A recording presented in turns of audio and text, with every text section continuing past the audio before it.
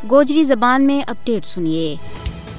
دنیا میں عارضی شعور انسان امن، آشتی اور سکون چاہے۔ کوئی فہم و فراست رکھن والو انسان بدامنی، انارکی اور جنگ و جدل نہ پسند نہیں کرتو، لیکن بدنصیبی نال مقبوضہ ریاست جموں کشمیر کا عوام کو واسطو ایک ایسا ملک نال پیو ہے جس کا حکمران طاقت اور بندوق کی نوک پر امن قائم کرنا چاہے، جڑو آج تک نہ دنیا میں کتے ہوئے ہے اور نہ مستقبل میں ممکن ہے۔ جنوبی ایشیا میں اس ویڑا توڑی امن و استحکام قائم نہیں ہو سکتو جب تک تنازع کشمیر پرامن اور آبرومندانہ طریقہ نال کشمیری عوام کی خواہش اور مرضی کے مطابق حل نہیں کیو جاتو۔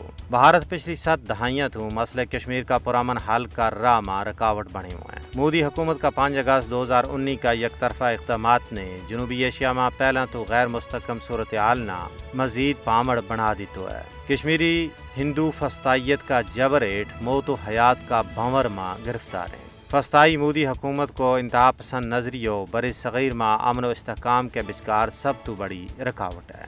پاکستان نے ہمیشہ بھارت کے نال نتیجہ خیز مذاکرات کے ذریعے تنازع کشمیر نہ حل کرنے کی وکالت کی ہے۔ کشمیر بھارت کو کوئی اندرونی مسئلہ نہیں بلکہ ایک بین الاقوامی مسئلہ ہے جس نہ اس کا تاریخی تناظر میں حل کرنے کی ضرورت ہے۔ بھارت اقوام متحدہ کی قراردادوں کے مطابق کشمیریوں کا اپنا مستقبل کو فیصلہ کرنے کا حق نہ مکمل طور پر نظر انداز کر رہی ہے۔ مودی عسکریت پسندی کو سہارو لے کے کشمیریوں کی مقدس تحریک نہ کسی بھی صورت میں دبا نہیں سکتو۔